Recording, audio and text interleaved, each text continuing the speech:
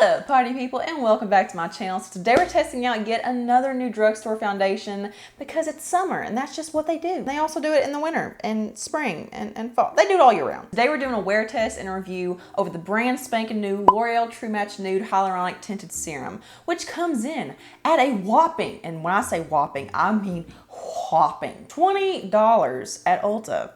The hell? $20 for a drugstore foundation just doesn't sit right with me. Needless to say, I did not pick it up from the Ulta. So I actually picked it up on Amazon for like $14.99. It was like $15.89 with tax and stuff, but I just now looked on Amazon and now it went up to $18.29. How much did I pay for that? Yeah, today I'm gonna do a wear test on my oily, acne-prone skin. We're gonna test out the coverage, the finish, longevity, all the good stuff that you need to know before you sink $15 to $20 into this. Yeah, it says it's a makeup and skincare hybrid, so it has 1% hyaluronic acid. It says this tinted serum instantly brightens, evens, and hydrates skin all in one nude radiant finish. The 1% hyaluronic acid instantly hydrates and smooths, while the luminous mineral pigments give lightweight coverage for a brightened complexion. And it's available in 10 nude radiant shades that blend to match a variety of skin tones. It's paraben-free and fragrance-free. So yeah, they only have 10 shades, but I do feel like they go fairly dark. They don't go very light, just based on what they look like online. But I mean, each shade does look slightly different in tone and like range, so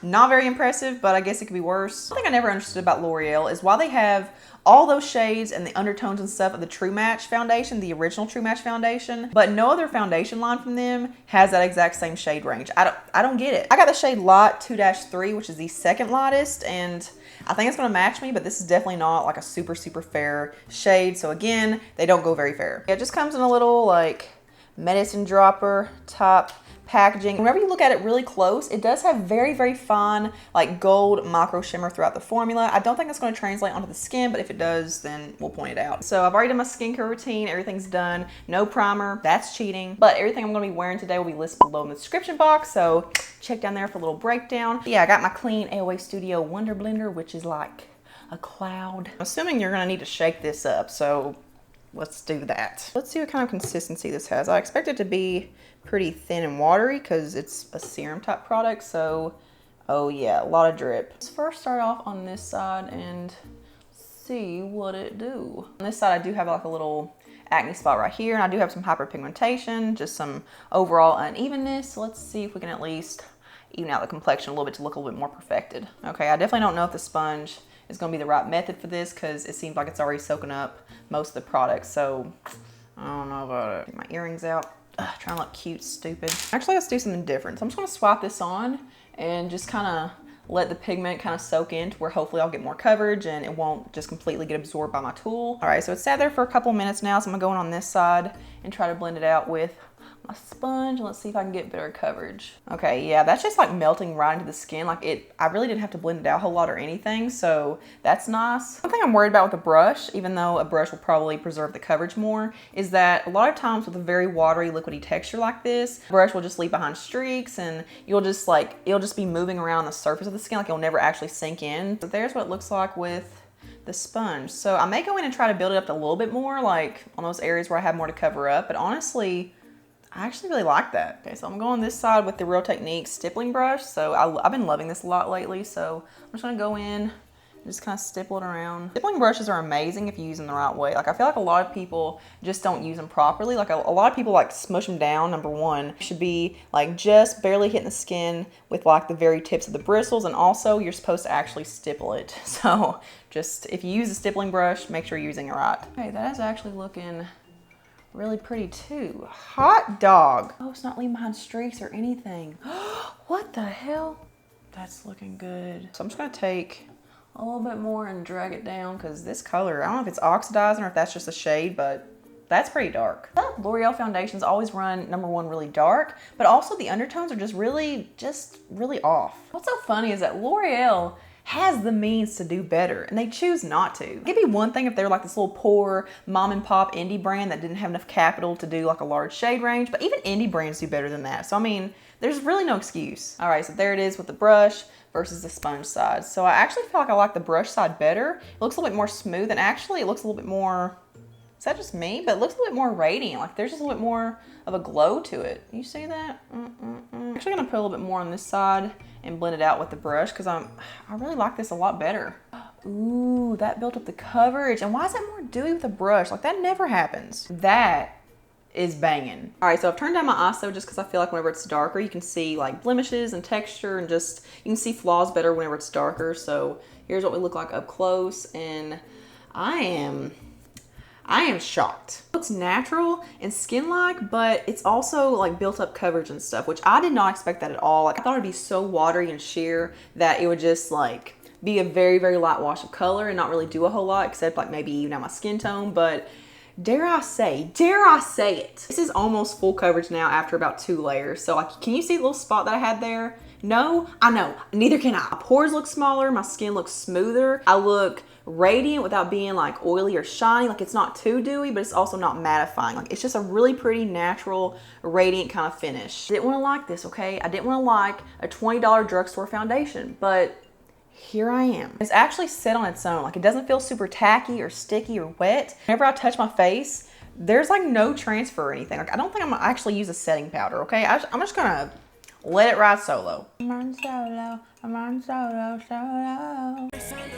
Right now it's 4:37 p.m. So we're gonna say 4:30 for my check-in time, because I've been talking for a good while. So we're just gonna go ahead and bounce down to 4:30 p.m. So yeah, I'm gonna go ahead and finish the rest of my face makeup, and I'm trying to decide if I want to take you with me or cut it out. Let me know in the comments below, do you guys like to see like someone do their routine in the video, just fast forward it, or do you want to just like skip to the end when it's all said and done and just see what it looks like with a full face? So yeah, let me know. I want to hear from you guys. But I guess today we'll just go ahead and I'll show you how I'm doing the rest of my makeup. Roll the music. Roll that beautiful bean footage.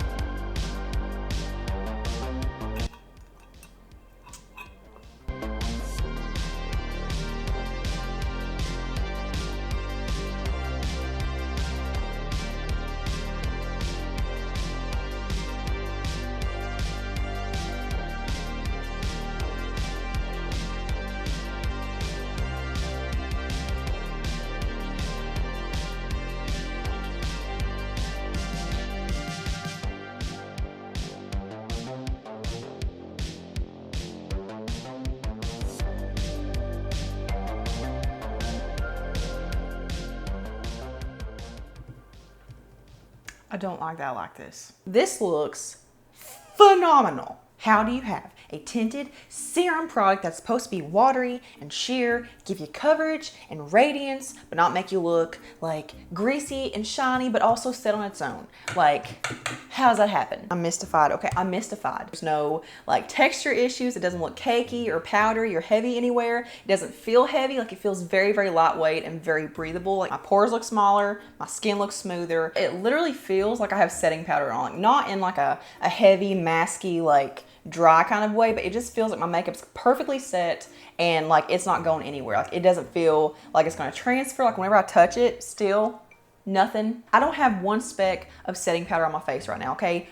Not one speck. I will say, in regards to blending out my cream products, the foundation, where it's set on its own, like it's almost set to where there's a powder on top of it already. I did have, I wouldn't say like issues, but I would say like I had to work at blending the cream products a little bit more, just because like they kind of acted like they were on a powder already, and they just didn't want to like be as creamy and smooth and just as glidey as what they usually are. So I want to point that out, but it still isn't really a problem. I would rather have a couple of obstacles in blending cream products than having to apply setting powder. Like, if I can avoid setting powder, I'm gonna do it. And side note, you may have noticed I didn't set my under eye area.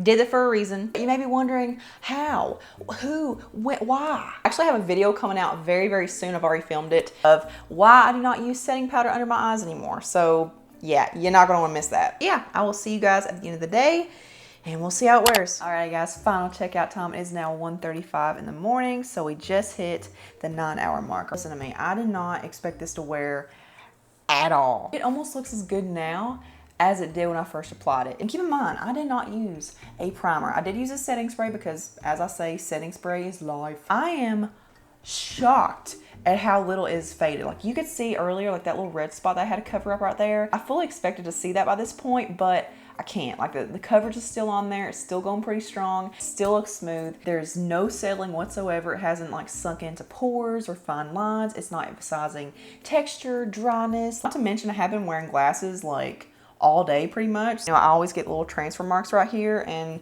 I mean, I've got some, but it's minimal. Skin still looks glowy in all the right areas. Like I'm not shiny, not greasy. It still feels so lightweight and comfortable and just breathable. I have 0 complaints, which is very rare because usually I have at least 10. I just now remembered that I don't have setting powder on either. What's in this? Has it been kissed by Jesus or something? So yeah, needless to say, if you haven't figured it out by now, which you'd have to be kind of slow, I love this. Yeah, if you do plan on trying this foundation out, then please come back to the comment section and let me know what your thoughts are. Or if you already have tried it, then you know what to do. There's a couple more things for you to check out next, so just venture around the channel, make yourself at home. But give this video a big old thumbs up if you enjoyed it, and if you want to see more foundation reviews from me, and if you do, if you have any particular foundations in mind that you would like for yours truly to try out, then drop it in the comments below. But subscribe to my channel if you're not already, and turn that notification bell on to always see my stuff, and I will see you guys in the next one. Mwah.